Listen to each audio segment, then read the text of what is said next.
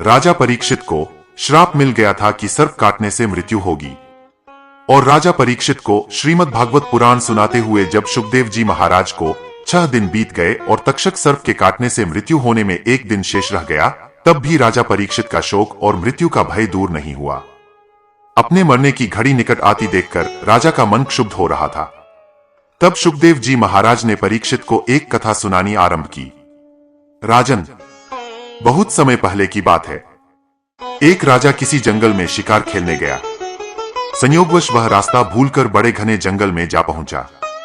उसे रास्ता ढूंढते ढूंढते रात्रि हो गई और भारी वर्षा पड़ने लगी। जंगल में सिंह, व्याघ्र, सियार आदि जानवर बोलने लगे। वह राजा बहुत डर गया और किसी प्रकार उस भयानक जंगल में रात्रि बिताने के लिए विश्राम का स्थान ढूंढने लगा। रात के समय में अंधेरा होने की वजह से उसे एक दीपक जलते हुए दिखाई दिया। वहां पहुंचकर उसने एक गंदे बहेलिये की झोंपड़ी देखी। वह बहेलिया ज्यादा चल फिर नहीं सकता था, इसलिए झोंपड़ी में ही एक और उसने मलमूत्र त्यागने का स्थान बना रखा था। अपने खाने के लिए जानवरों का मांस उसने झोंपड़ी की छत पर लटका रखा था।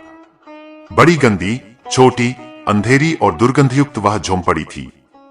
उस झोंपड़ी को देखकर पहले तो राजा ठिठका, लेकिन पीछे उसने सिर छिपाने का कोई और आश्रय न देखकर उस बहेलिये से अपनी झोंपड़ी में रात भर ठहर जाने देने के लिए प्रार्थना की। बहेलिये ने कहा कि आश्रय के लोभी राहगीर कभी कभी यहां आ भटकते हैं। मैं उन्हें ठहरा तो लेता हूं, लेकिन दूसरे दिन जाते समय वे बहुत झंझट करते हैं। इस झोंपड़ी की गंध उन्हें ऐसी भा जाती है कि फिर वे उसे छोड़ना ही नहीं चाहते और इसी में ही रहने की कोशिश करते हैं एवं कई बार तो अपना कब्जा जमाने लगते हैं। ऐसे झंझट में मैं कई बार पड़ चुका हूं, इसलिए मैं अब किसी को भी यहां नहीं ठहरने देता और मैं आपको भी इसमें नहीं ठहरने दूंगा।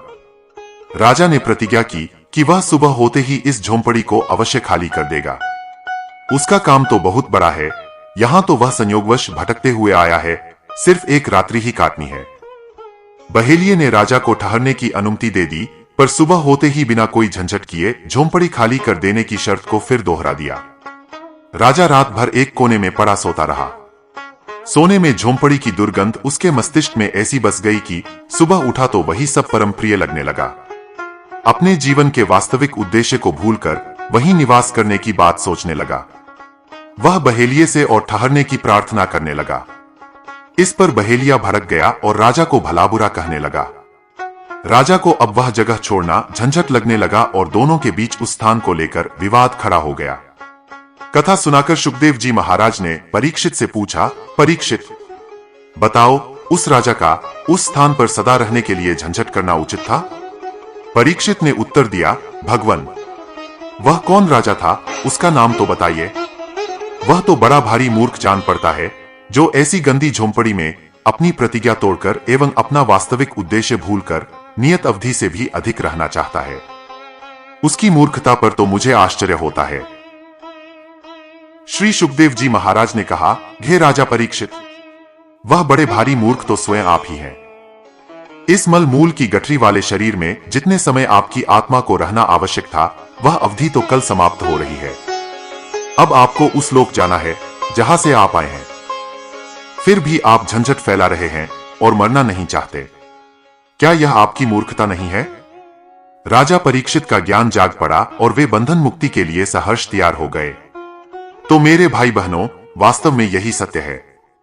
जब एक जीव अपनी मां की कोख से जन्म लेता है, तो अपनी मां की कोख के अंदर भगवान से प्रार्थना करता है कि हे भगवान, मुझे यहां इस कोख से मुक्त कीजिए, मैं आपका भजन सुमिरन करूंगा।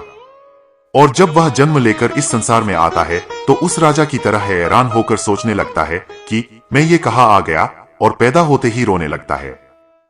फिर उस गंध से भरी झोंपड़ी की तरह उसे यहाँ की खुशबू ऐसी भा जाती है कि वह अपना वास्तविक उद्देश्य भूलकर यहां से जाना ही नहीं चाहता है।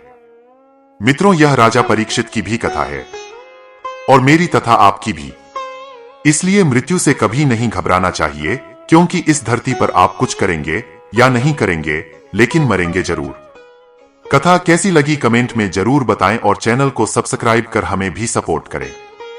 धन्यवाद।